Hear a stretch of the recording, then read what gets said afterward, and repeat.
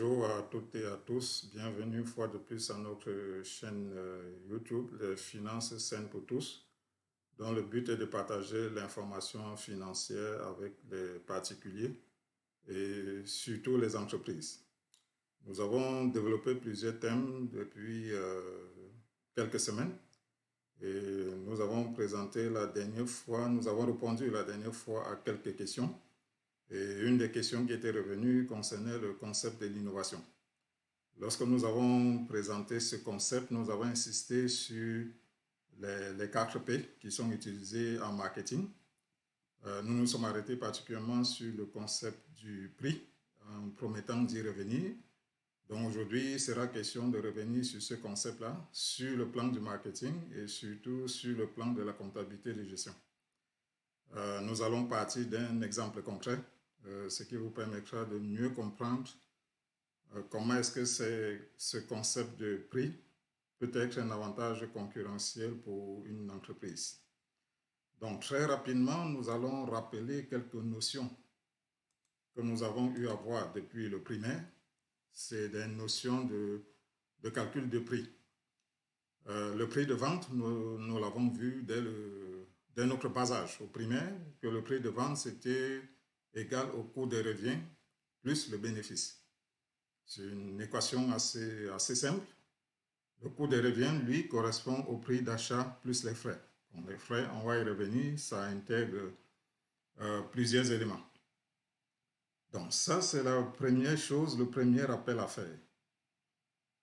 Pour arriver à calculer ce prix, il faut pouvoir intégrer. En fait, nous avons dit le prix de vente, c'est le coût de revient plus la marge bénéficiaire qu'on s'est fixée. C'est à nous de définir la marge, peut-être de 10%, de 20%, c'est à nous de la définir. Encore que cette définition de la marge ne devrait pas être forcément arbitraire. On pourra revenir, mais on va partir d'un pourcentage et qui pourra être ajusté par la suite. L'idée, c'est de dire, lorsque je calcule mon coût de revient, je dois intégrer les différentes fonctions ou les principales fonctions de l'entreprise. Ces principales fonctions sont la fonction achat, la fonction production, la fonction vente et la fonction administration. Idéalement, il faudrait que chacune de ces fonctions ait un poids dans le calcul de notre coût de revient, qui par conséquent nous permettra de pouvoir définir notre prix de vente. Juste un rappel, on avait dit que le prix pouvait être un facteur d'innovation, pouvait être un facteur d'avantage concurrentiel au niveau d'une entreprise. Nous allons partir d'un exemple concret pour arriver à ce calcul. Et l'exemple que nous allons prendre concerne un domaine assez simple. C'est sûr qu'on peut revenir, on peut faire le même exercice avec un peu plus de complexité. Mais en partant d'un exemple simple, nous nous sommes dit l'exemple d'un artiste. L'artiste qui doit fabriquer une toile a besoin d'intégrer les différentes fonctions que nous avons listées tout à l'heure. Il faudrait que l'artiste achète la toile initiale, qu'elle achète la peinture nécessaire pour pouvoir faire cette toile.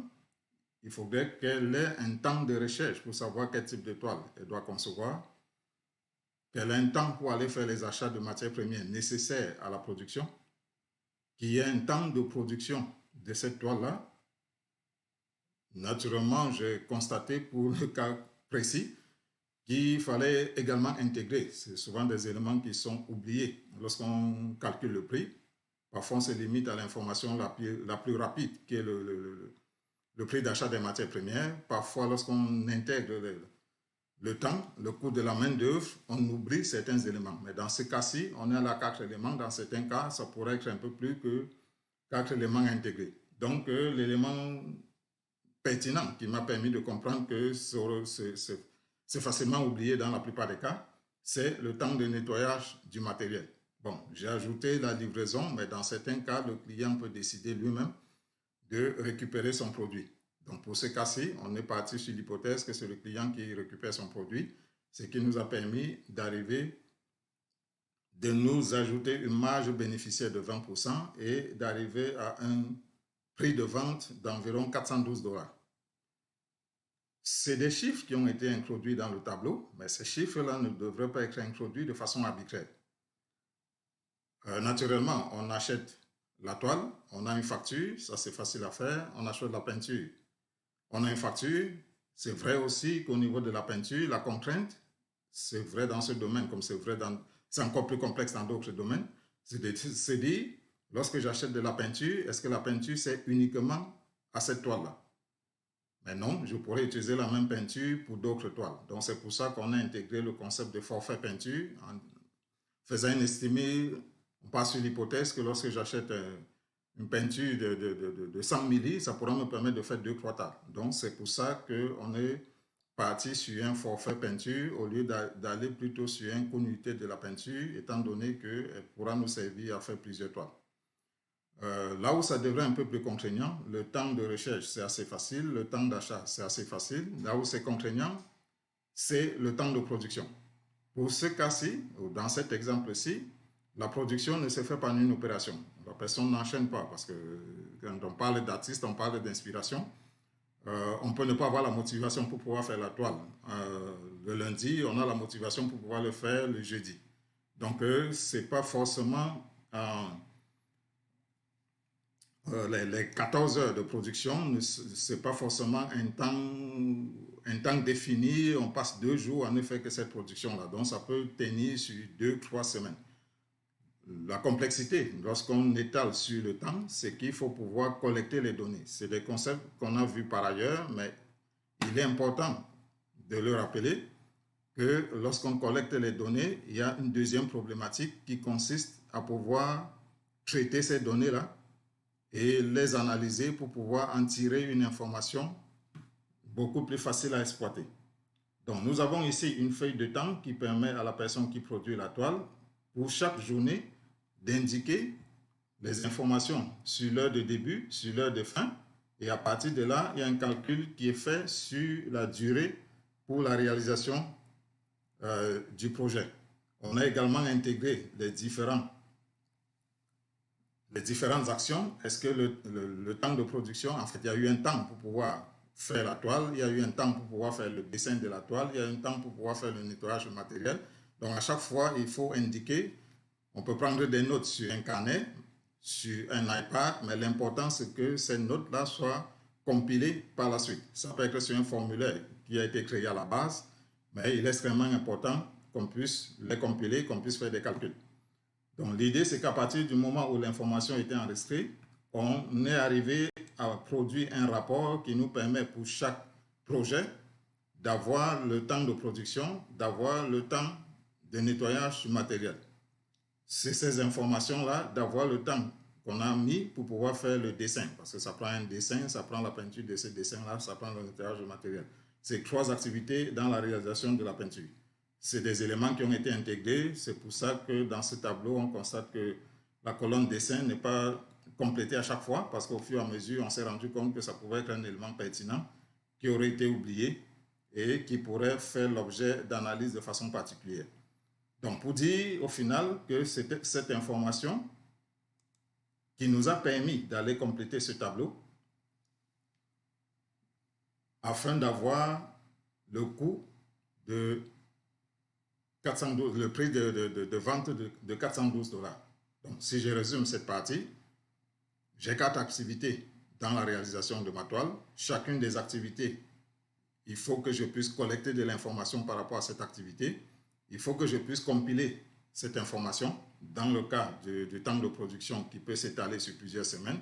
À chaque production, il faudrait que je collecte l'information et que cette information-là soit compilée. Si j'en ai qu'une toile à faire, ça peut être facile, mais lorsque j'en ai plusieurs sur l'année, il faudrait que cette information-là soit compilée, traitée pour pouvoir me faciliter mon calcul. Donc, on arrive ici, dans ce cas-ci, à un coût de 12 $, de 412 $. La question qui peut se poser, est-ce que je suis dans un secteur hautement concurrentiel? Si oui, il faudrait que je me pose la question, est-ce qu'à 412 $, je suis assez compétitif? Si je ne suis pas assez compétitif, ma réflexion, ce sera d'analyser chacune des lignes et puis de me dire, est-ce qu'il y en a une sur laquelle je peux agir pour pouvoir réduire si réduire le temps de production, par exemple. Je suis à ma première toile, je suis à ma troisième, je suis à ma quatrième toile. Je fais 14 heures, environ 15 heures pour faire la toile. Je ne suis pas compétitif. Est-ce que je peux faire l'effort de faire la toile en 12 heures pour avoir un prix qui soit beaucoup plus compétitif? Ça peut être pour réagir à la compétition, ça peut être pour améliorer, parce qu'il faut rappeler que lorsqu'on crée une entreprise, l'objectif principal, c'est de pouvoir réaliser le profit. Donc, si je veux augmenter mon profit, je peux augmenter mon profit sur le volume de vente, je peux augmenter mon profit sur l'amélioration de mon coût, qui va me permettre de maintenir une marge bénéficiaire beaucoup plus élevée. Dans ce contexte-ci, ce n'est pas une production à la chaîne, donc on ne peut pas se permettre de dire je vais juste augmenter les quantités vendues.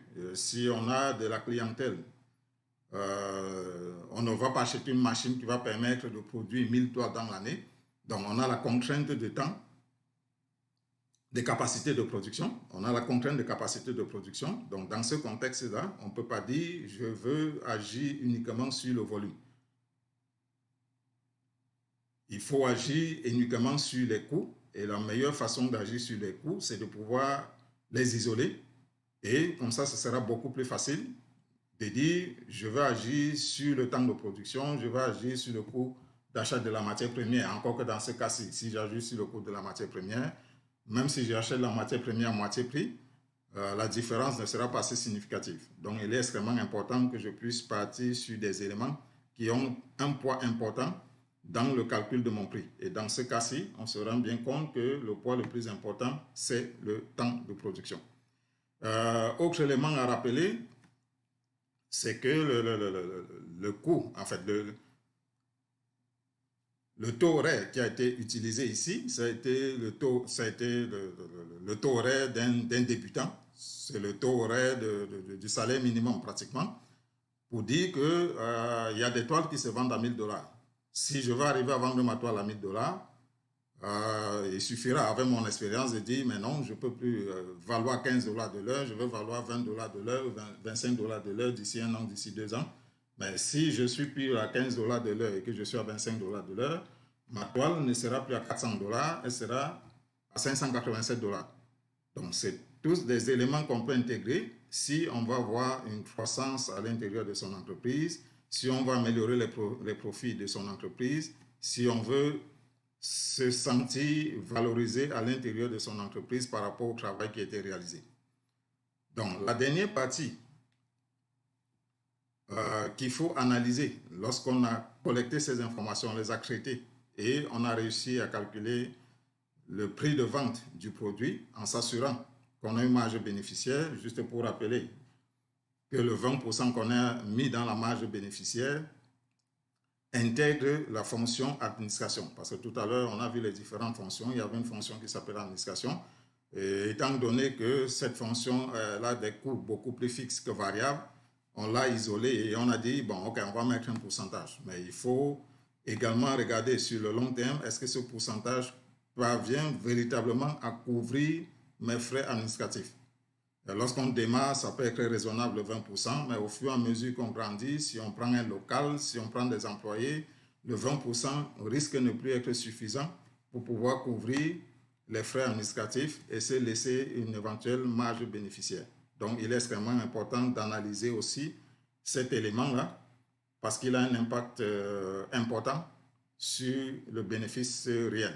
Là, on a juste mis un bénéfice sans intégrer en détail les différents frais de production. On est parti sur une hypothèse de 20% de marge en se disant les frais administratifs vont couvrir peut-être 15%, il va nous rester 5% de bénéfices qui va nous servir de réserve. Donc, l'idée qu'il faut retenir dans cette présentation, c'est la décomposition du calcul de son prix de revient, parce que plus on la décompose, plus on peut agir sur un élément pour pouvoir améliorer son profit, améliorer la rentabilité de son entreprise.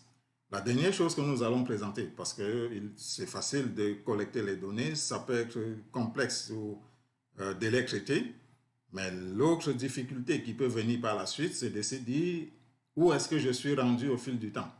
Là, j'ai fait un temps de production de 14,6, mais au fil des années, je peux m'interroger sur mon évolution, sur mon efficacité, sur ma productivité. À ce moment-là, je peux faire appel à un autre outil qui pourrait être disponible éventuellement sur mon téléphone cellulaire qui me permettra de visualiser mes variations au fil du temps. Si j'ai quelqu'un qui me dit, ben, ok, j'aurais besoin d'une toile, à combien elle pourrait coûter une toile particulière, je peux dire, ok, je vais me baser sur mon historique, estimer un temps de production basé sur mon historique et à partir de là, proposer un prix au client. Ça, c'est mon hypothèse de base. Je propose mon prix de vente basé sur des hypothèses, basées sur mon historique. Mais par la suite, je vais continuer à collecter mes données parce qu'en collectant mes données, j'aurai la possibilité de comparer mon hypothèse de départ, qui était un prix basé sur l'historique, avec le réel. Donc, l'idée ici, c'est de dire, j'ai envie de savoir pour chacune des années, là on a présenté 4 années, pour chacune des années, combien de projets j'ai réalisés, quel est le temps de production sur chacun des projets et quel est le temps total que j'ai passé sur chacun des projets. J'ai également une répartition ici sur les différentes années en termes de nombre de projets réalisés, en termes de temps passé sur chaque projet. L'objectif ici, c'est d'être capable de calculer une moyenne et de ne pas attendre de réaliser le projet avant de proposer un prix au client.